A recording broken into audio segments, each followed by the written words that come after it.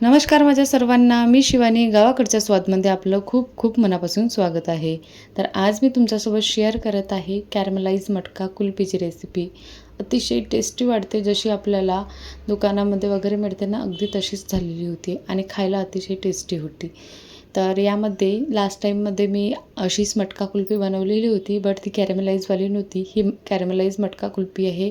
ही सुद्धा खायला अतिशय टेस्टी लागते. चला तर सुरू करूया आजची रेसिपी. त्यासाठी कढईमध्ये मी थोडंसंच पाणी टाकलेलं आहे आणि त्यामध्ये आपल्याला फुल क्रीमवालं दूध टाकायचं आहे किंवा म्हशीचं वगैरे दूध टाकायचं, जे घट्टसर असते ना ते वालं घ्यायचं आणि त्याला कंटिन्यू आपल्याला असं उकळून घ्यायचं आहे, जोपर्यंत अर्ध्या प्रमाणामध्ये येत नाही तितपत. आणि जी साई येते त्यावरती आलेली जी साई आहे, जी मलाई आहे, ती त्या कढाईमध्ये अशीच टाकत राहायचं आहे, जेणेकरून आणखी छानपैकी अशी मलाईदार कुल्फी तयार होईल बा. असंच आपल्याला याला मीडियम टू हाय फ्लेमवर उकळून घ्यायचं आहे, म्हणजे शिजवून घ्यायचं आहे अर्धं होईपर्यंत. नंतर तुमच्या आवडीनुसार ड्रायफ्रूट्स घ्यायचे. यामध्ये मी काजू बदाम पिस्ता घेतलेला आहे आणि त्याचा पावडर आपल्याला अशा प्रकारे करून घ्यायचा आहे. तुम्ही हे ड्रायफ्रूट्स अगोदर भिजू ठेवून पण नंतर पेस्ट तयार करून पण टाकू शकता तुमच्या आवडीनुसार. मी पटकन वेळेवर बनवली होती म्हणून मी डायरेक्ट पावडर तयार केलं आणि ते टाकलं. सोबतच इलायची पावडर आणि थोडंसं केसर टाकलेलं आहे. केसर टाकणं अगदी ऑप्शनल आहे, असेल तर टाकायचं, नाही तर स्किप करून घ्यायचं. आणखी आपल्याला याला 1-2 मिनटं असंच थोडंसं घट्ट होईल बा इतपत शिजवून घ्यायचं आहे. नंतर एका भांड्यामध्ये मी शुगर घेतलेली आहे, साखर घेतलेली आहे अर्धा कप. साखरेचं प्रमाणसुद्धा तुम्ही तुमच्या गोड जास्त आवडत असेल तर आणखी जास्त वाढवू शकता, 1-2 चम्मच, किंवा कमीसुद्धा करून घेऊ शकता. तर आपल्याला लो फ्लेमवर साखरेला कॅरमलाइज करून घ्यायचं आहे. छानपैकी अशी साखर मेल्ट झाली की जे उकळतं दूध आहे त्यामध्ये आपल्याला ही टाकायची आहे थोडं थोडं करून, आणि कंटिन्यू याला आपल्याला हलवत राहायचं आहे, जेणेकरून गुठळ्या वगैरे एकसाथ होणार नाही बा, किंवा एकाच कढईच्या तळाला लागणार नाही बा. यासाठी कंटिन्यू याला असंच थोडंसं परतवत राहायचं आहे, ज्या प्रकारे तुम्हाला दाखवत आहे त्या प्रकारे. आता बघू शकता अगोदरपेक्षा कलर किती छान आलेला आहे आणि आत्ता ही ऑलमोस्ट होत आलेली आहे, कारण की साखर टाकल्यानंतर जास्त वेळ लागला नाही मला हिला शिजवायला. जसं घट्ट पण आलं आणि कलर चेंज झाला तर मी गॅस बंद करून घेतली आणि पूर्णपणे नंतर थंड होऊ दिलं. थंड झाल्यावर छानपैकी असं बघू शकता किती दाटसर आलेली आहे. तर अशीच दाटसर आपल्याला कुल्फीसाठी बरोबर पाहिजे. तर आता आपल्याला हे मटका कुल्फीमध्ये फिलअप करून घ्यायचं आहे.